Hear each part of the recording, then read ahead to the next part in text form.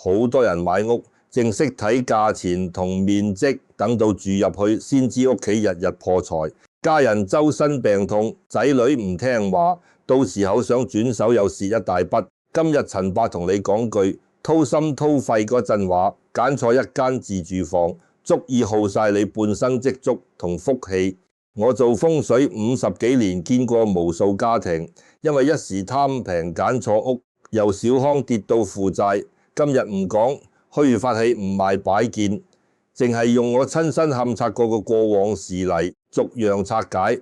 買自住屋，又揀地塊喺外圍選戶成定大門，分房佈局樓層5行入伙，擇日全套風水規矩，句句係落地乾貨。中老年人準備買春屋、自建房、市區私樓高層自住單位，一字一句都要聽入腦，唔好等到踩坑先嚟後悔。先講3年前我去順德杏壇幫阿強揀自建房地塊嘅往事。阿強今年56，做五金，批發半身，攞咗100幾萬積蓄，想喺鄉下起4層自住養老。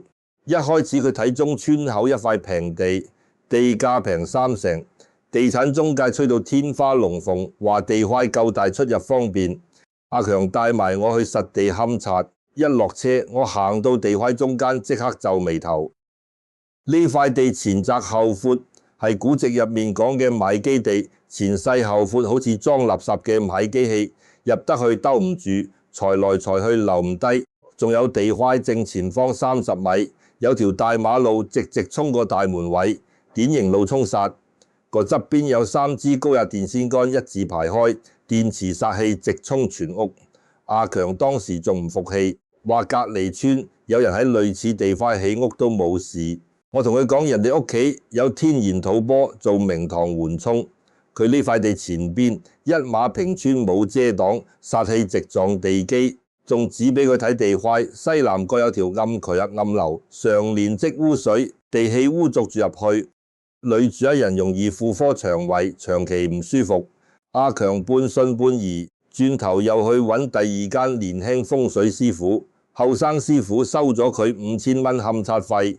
淨係教佢門口擺八卦鏡化解，話少少煞物就能擺平所有問題。阿強差啲落訂，後尾佢個細仔無端端發燒，成個月醫院查唔出病因，先至急住再揾我。我帶佢轉去村尾另一塊地，呢塊地後方有矮山做玄武靠山，左邊真滿青龍樓房略cao，右邊白8虎平房。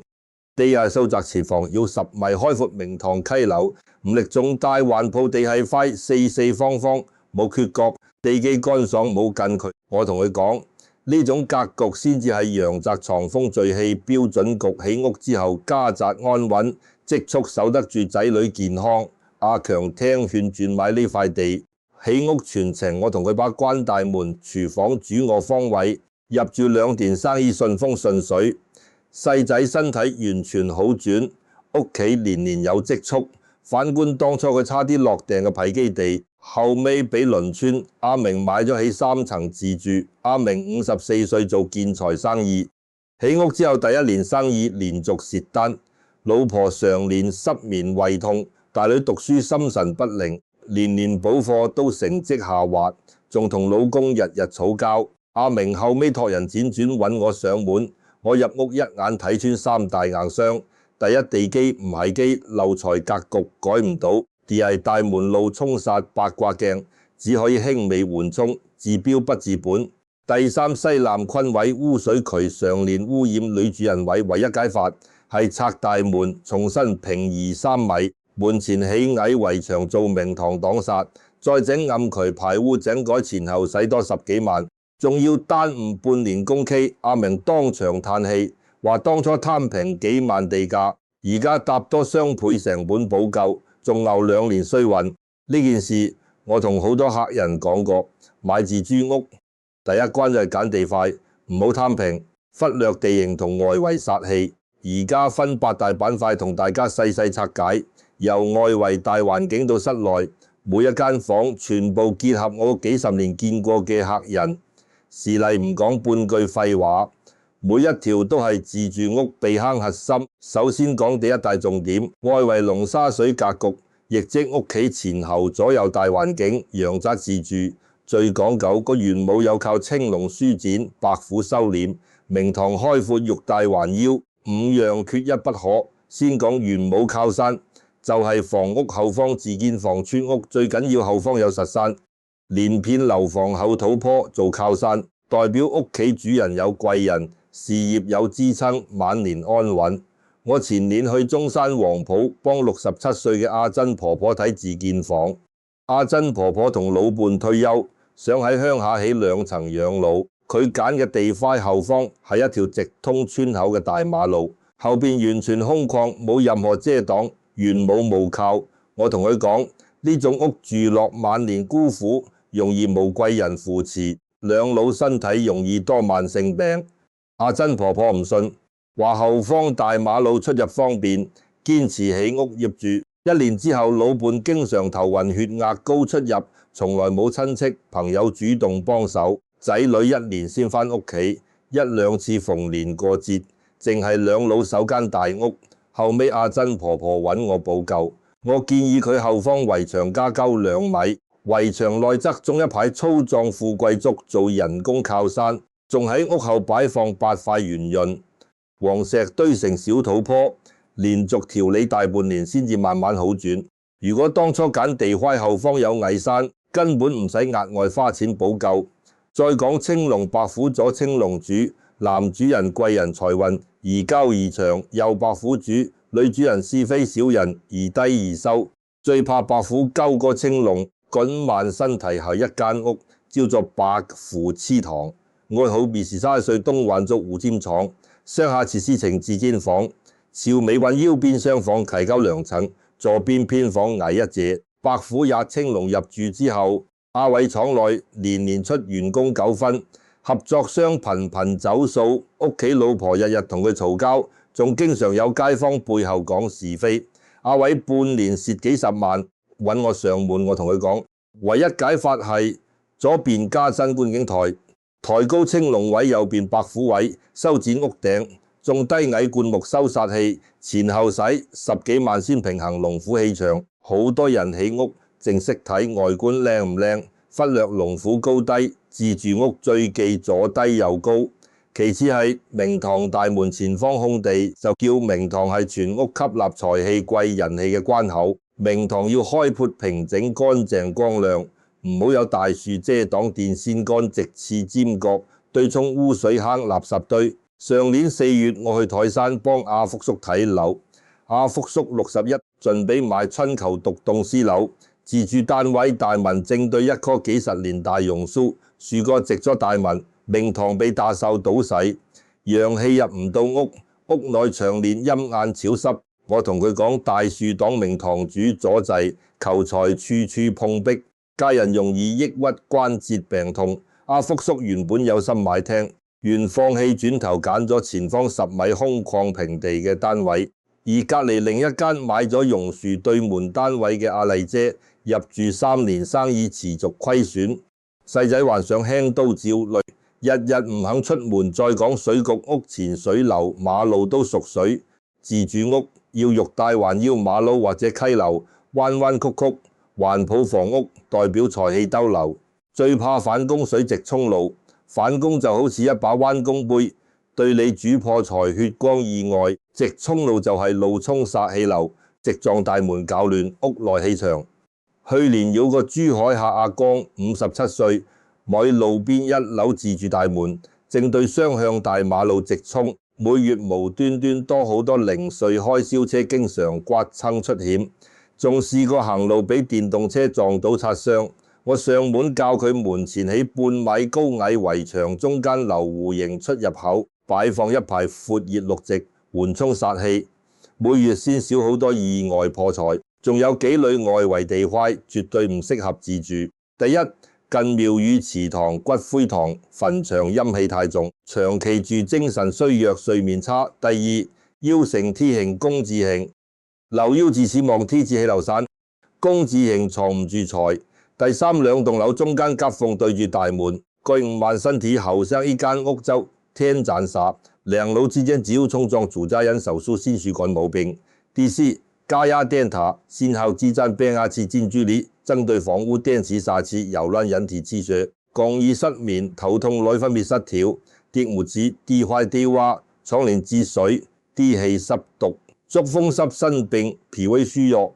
第六，地壞後方要大坑斷崖、河流止瀉、原木破損、家運衰敗。呢六類地塊無論價錢幾平都唔好揀，來自住唔好貪平，賠上全家健康同運勢。第二大重點，地塊同戶型格局，屋相如人相，方正環整先至福氣充足，自建房地基。雙片房，戶前聚忌缺角，不規則形成拜基地、索把地，古節陽仔書港屋缺一角，對應家中一位親人運勢受損。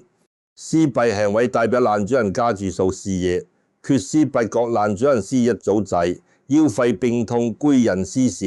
西南坤位代表女主人係家庭積足，缺西南水主人身體差，家庭不和，守唔住財。正東震位代表濟南學業健康，缺正東細仔讀書差，性格叛逆，容易受傷。東南腎位代表財運像女，缺東南長期露財。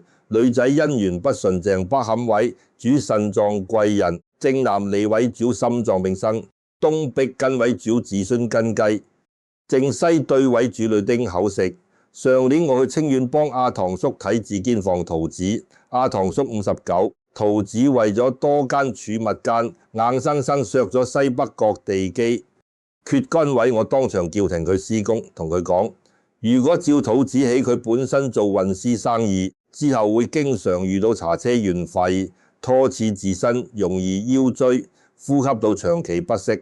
阿堂叔一開始唔捨得重新改圖紙，後尾佢老友同佢講，前2年甲壁村阿明起屋缺西北角，5年之內生意倒閉，仲長期入院調理呼吸道，阿堂叔先至願意重新調整地基，多花幾萬圖紙錢。而家起好入住2年，運輸生意穩定，身體冇大毛病，仲有戶型寄穿堂煞大門，直對後門落地窗，陽台門氣流直入直出，財氣人氣完全散走，存低積蓄。前年香港元朗有個客人阿芬姐，60出頭買2層村屋，自住1樓大門，直通後窗，標準穿堂煞。佢同我講住咗2年，工資退休金。唔知唔覺使晒，從來存唔到定期，仲經常同老伴老訂期。我教佢喺玄關整實木屏風，擺放高身發財樹，令氣流迂迴轉彎，唔好直穿全屋。調理半年之後，每月都可以存一筆積蓄，夫妻爭吵亦少好多。仲有一大忌廁佔中宮，房屋正中心叫中宮，等同人嘅心臟要乾淨空曠，絕對唔可以做廁所。廁所藏污納垢，污穢之氣佔據全屋氣場核心，全家人脾胃、心臟、睡眠全部受影響。去年順室容桂阿超叔54歲，買2手自建房自住，1樓廁所剛好喺全屋中心點入住之後，兩夫妻輪流胃痛心悸，每年體檢都有腸胃結節，仔女讀書注意力渙散，想買屋又大幅貶值。我同佢講，中宮次格局難以徹底化解，只可以長期保持廁所24小時通風，常開白光燈，擺放粗鹽淨化濁氣。想徹底解決，只能柴改滾豆成品極高。所以買屋之前一定要睇清楚廁所位置，唔好重工右廁，仲有廚房，唔好對大門對住外門開門建造。鏡萬事新好，嗰間屋而爐罩少好是外撈。冇田多好多，應酬醫療零碎支出，廚房唔可以和式和氣沖人，夫妻容易煲早試命，內分泌混亂，仲有戶型唔好，房大人少，好多中老年人有錢有勢想買幾百尺大屋，屋企淨係2老居住，叫做宅黑人屋，與陽氣重人少，鎮唔住，屋內陰氣滋生，2老容易孤單多病。古籍講屋多人少，陰氣纏身人多屋少，陽氣旺盛自治屋按照居住人數揀2口，人120至180平方最適宜。仔女經常返屋企，先考慮200平方以上，唔好盲目追求超大戶型。第三大重點，大門風水大門係全屋氣口等於人嘅口鼻，立財立貴，全靠大門。第一，大門尺寸要同房屋匹配，細屋配大門財氣入得太快，兜唔住；大屋配細門，氣口狹窄，貴人財運入唔到。自建房大門高度唔好超過2樓樓板，寬度唔好超過房屋開間3分2。第二，大門向內開，千祈唔好向外推開。向外開代表屋內氣，向外泄財同福氣全部流走。我有個南海客阿榮伯，60歲起屋時貪方便，淨外推大門，入住3年生意年年縮水，退休金存唔低。我叫佢重新改裝內推門，門口擺放圓形腳踏墊吸納和氣，慢慢先有好轉。第三，大門唔好對住電梯、樓梯、鄰居大門、牆角石。住大門對電梯交開口煞電梯，開合如同虎口吞噬屋內財氣。主人長此筍口之縮，容易驚嚇失萬之民。對樓梯分2撞，樓梯係真撞，夠轉廉水，財係一路向下流失。樓梯向上衝，朝步步高輕易游離，但都有玄關遮擋，兩門相對，叫對門煞，互相爭奪氣場。兩戶人家頻繁口實是非。我舊年去佛山山水幫阿蔡婆婆睇9層單位，佢大門正對隔離鄰居大門，兩家日日為咗樓道雜物噪音嘈交，逢年過節仲要發生爭執。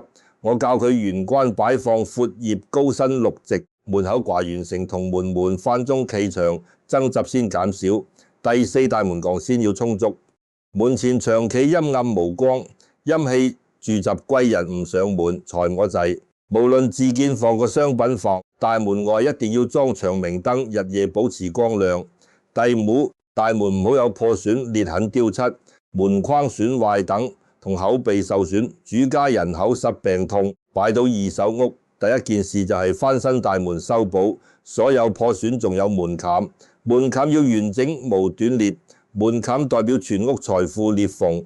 破損代表財富穿孔，日日漏財。門檻高度要有3至5厘米，擋住外界污水煞氣流入屋內。好多人為咗推輪椅方便，拆晒門檻，看似便利，實則破壞財富。有需要可以整活動，可拆卸門檻，唔好永久拆除。第四大重點，室內各房間自住風水佈局分主臥、老人房、廚房、廁所、客廳、陽台、儲物間。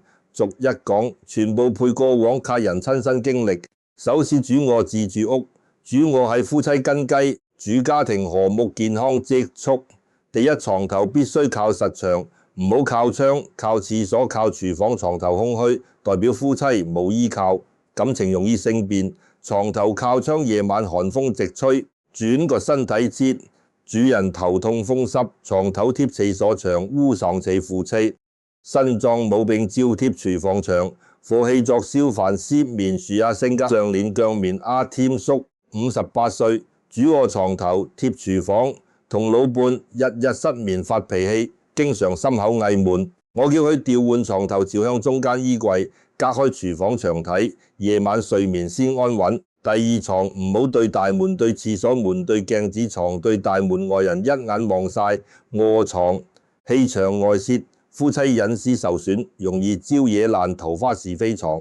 對廁所門，背係直衝臥床，長年病痛纏身床。對鏡子，夜間真誠，心神不寧。孫後真係第三主臥，唔好衡量壓落床，衡量壓頭主頭痛，精神壓力大。個係要主喺日朝，冇連腰朝，一擾變壓入主下肢身痛。支子房衡量冇遮擋，唔好窒一歲衡量下方。其次，老人房，中老年人買自住屋，多數會預留長輩房。老人房優先揀東南正東，向陽位，陽氣充足，繞座健康。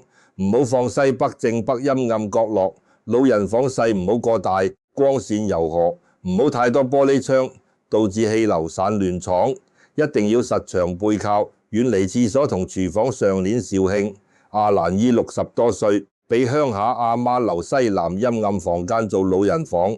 阿媽入住半年，長期咳嗽體虛，搬去東南向陽客房之後，身體明顯好轉。跟住廚房代表家宅、財富、女主人健康。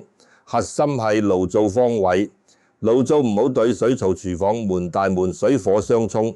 主夫妻爭吵財來財去，爐灶背後一定要實牆，唔好窗戶空虛，代表財富無靠存唔住錢。廚房地面唔好高過客廳，地面財富下沉，家運走低。廚房唔好堆放太多雜物油污，要日日清潔。告咗身體好淨一屋，油污堆積等於財庫蒙塵，財運早滯。一吊長年關門開抽風之，保持觀爽。地面唔好積水馬桶，唔好正對大門臥室門。廁所內唔好擺放財神、聚寶盤、五帝錢等招財物件，廢氣衝撞法器反而破財。客廳係全屋明堂，要開闊方正，沙發背後必須實牆，唔好落地窗。陽台空虛，沙發無靠，代表家人無貴人，坐立不安。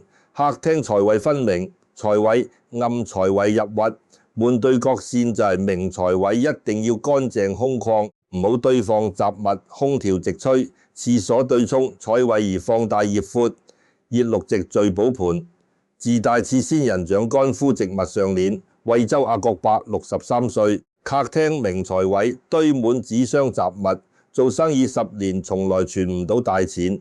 清空財位擺放金錢樹之後，每年都有結餘存款。陽台唔好堆積破爛舊家具，破爛代表破敗氣場。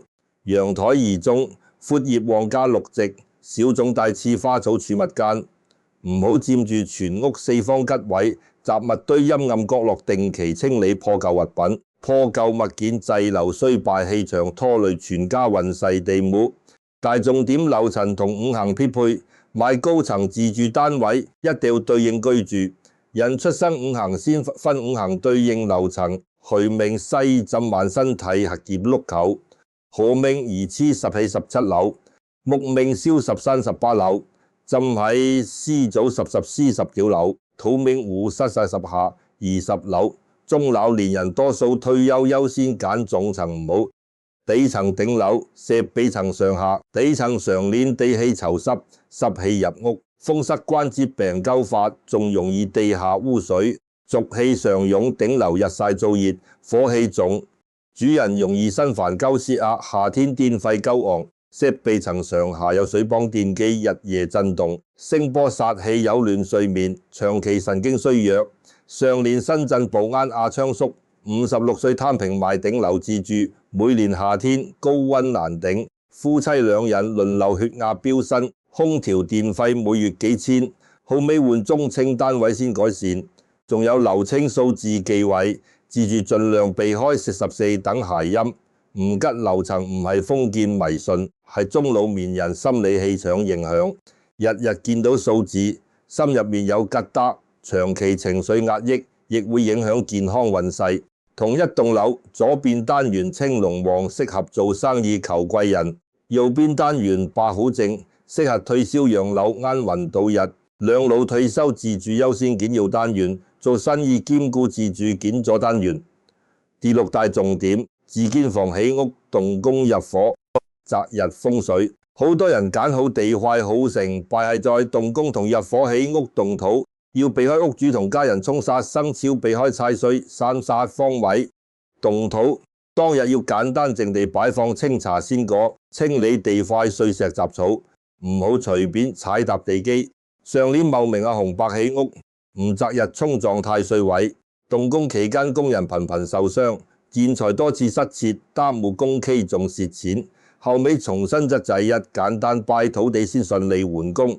入伙搬屋更加關鍵，陽宅要做第一，氣場決定往後10年家園入伙，要揀黃道側一。陽次最盛時段入屋，係帶每桶油鹽紅包，可種發財樹入屋，唔好空手進門入屋之後，全屋開燈3個鐘，打開所有門窗，流通新舊氣場，煮一鍋甜湯，全家一齊飲，寓意合家甜蜜圓滿。入伙當日唔好吵架，講晦氣說話哭泣，唔好外人留宿。3日之內保持屋內光亮。舊年江門阿美姨搬屋，當日同仔女嘈大交，仲有親戚留喺新屋過夜，入住1年，家庭矛盾不斷，仔女經常外出唔歸家。我教佢重新淨宅，艾草全屋分一遍，擺放粗鹽淨化氣場。過年擇吉日重新做一次入伙儀式，家庭關係先緩和易手。自住房買入之後，一定要淨宅再入住。前屋主衰敗、負債、病痛、離世嘅單位，嗰料衰敗俗氣，截至一柱神謝請屋主衰怨。衰怨淨債方法簡單，艾草粗鹽檀香全屋，宣誓開倉通風生日，更換全屋窗簾、床褥大門坐墊，重新刷新牆面，徹底清除舊氣場。好多中老年人買二手屋慳錢唔淨宅住入去，先承接前一屋主嘅衰運，得不償失。第7大重點，自住屋10大破財凶局，全部係我幾十年勘察經常遇到嘅坑，逐條配真實經歷。第一，墓基地、掃把地、戶型地基財氣兜不住，月月漏財。第二，路沖反風水，外圍格局意外破財，血光順後遞山，穿堂煞大問直通好倉，積蓄留唔低。第四，開門漸造，應酬醫療開支暴增。地唔彩會堆雜物，空調直吹，聚財之地，雕小靜慢身體。個智康史大係一啲次彈敏，對電梯對連追敏，啲破財，啲把沙花床頭活床，而靠貴勢私手生意做制，啲早長屋陰眼屋光，陽氣不足，財運低迷。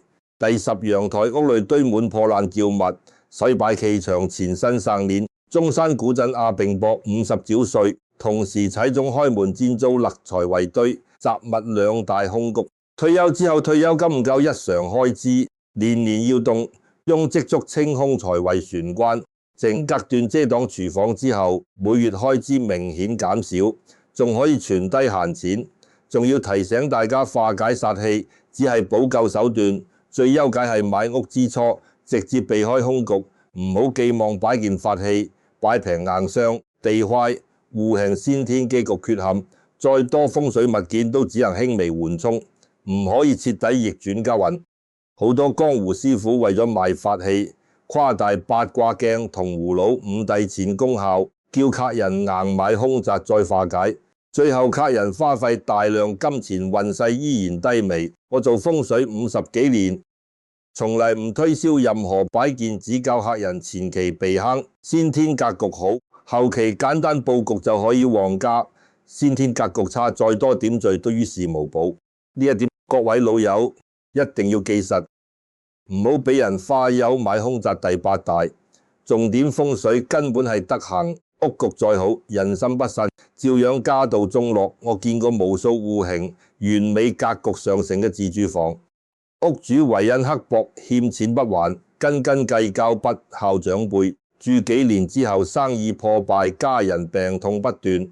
亦見過戶型一般冇任何招財擺件嘅普通屋企，屋主樂善好施，孝順父母，鄰里和睦，一家人和順平安，積蓄逐年增加。早年香港有個70歲嘅林伯鄉下，自建房格局普通，冇刻意佈局風水，但林伯幾十年熱心幫襯，村內老人逢年過節派米派油，仔女讀書上進，夫妻恩愛，晚年身體硬朗，退休金充足。反觀有個地產老闆阿傑，花幾百萬，風水師傅口中嘅頂級旺宅，為人摳門刻薄，拖欠工人工字對長輩冷淡，照住3年生時之恩練大咧，屋企子女經常藏禍，夫妻離婚。所以講陽仔風水先中地理格局，口中人生分德行。買一間好屋只係提供安穩環境，真正守住福氣旺家旺運，仲要靠全家人積善修心，唔好本末倒置，一味追求擺件法器，忽略自身品行。今日同大家講咗揀地塊，外圍龍沙水、戶型地基、大門、室內房間、樓層5行、動土入火、破財凶局、德行根本9大板塊，該係人睡咗親身體好成。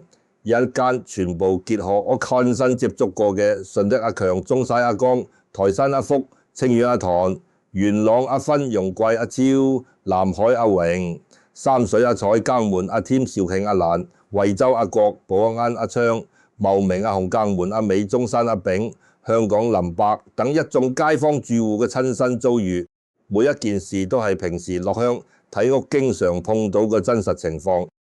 中老年人辛苦大半輩子，攞畢生積蓄買自住屋，唔可以一時大意踩風水硬坑，揀屋流程，既要由大到細，先睇外圍地塊龍沙水，再睇戶型地基有無缺角空局，跟住核對大門朝向對沖煞氣，再逐一規劃室內房間佈局，匹配家人五行揀樓層，最後擇吉日動工入伙。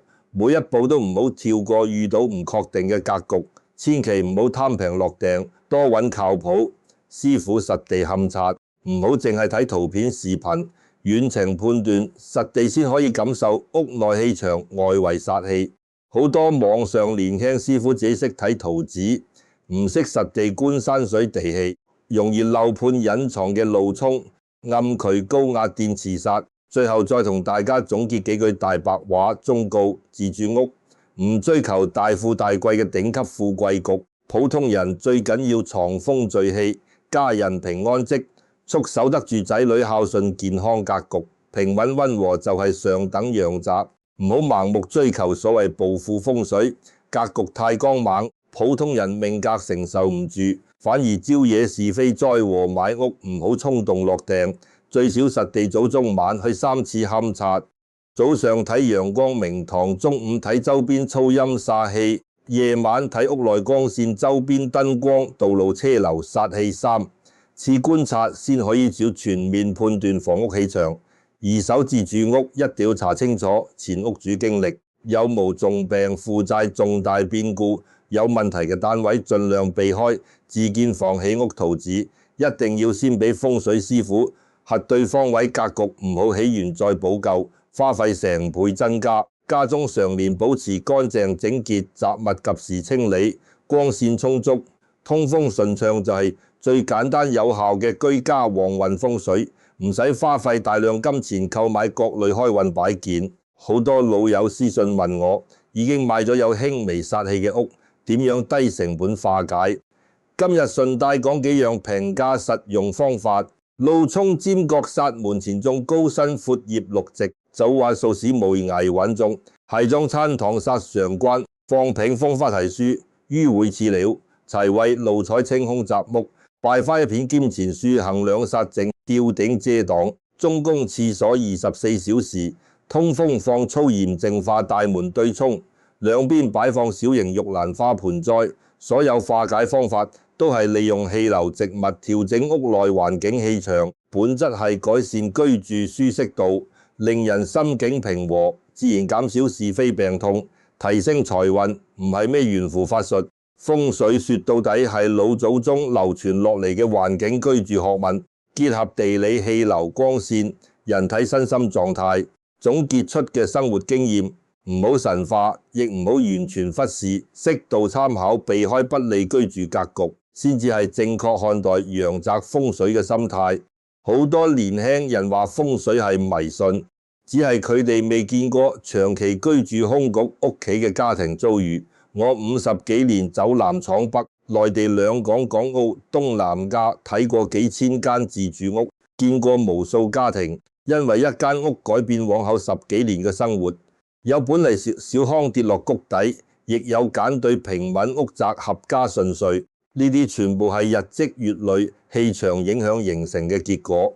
今日呢段分享專門針對準備買自建房村屋、高層自住單位嘅中老年老友，全部乾貨，無半句虛言，唔推銷任何物件，淨係將我一生勘察總結嘅買屋風水訣竅，同過往客人經歷講出嚟。大家收藏轉發俾身邊準備買屋嘅親戚朋友，避免佢哋踩坑破財。日後有任何屋企格局地塊戶型唔識判斷，都可以留言俾我。陳伯閒時會逐一同大家拆解分析。記住，買自住屋唔係買一間建築物，係揀往後幾十年全家人嘅福氣根基。多花幾日時間勘察風水，少熬10幾年衰運。呢筆帳點計都係抵，千祈唔好貪圖一時地價樓價優惠，忽略屋仔。先天照改玉柱之好，運體總粗俗孔，成轉手要大副辮子，到時候追悔莫及。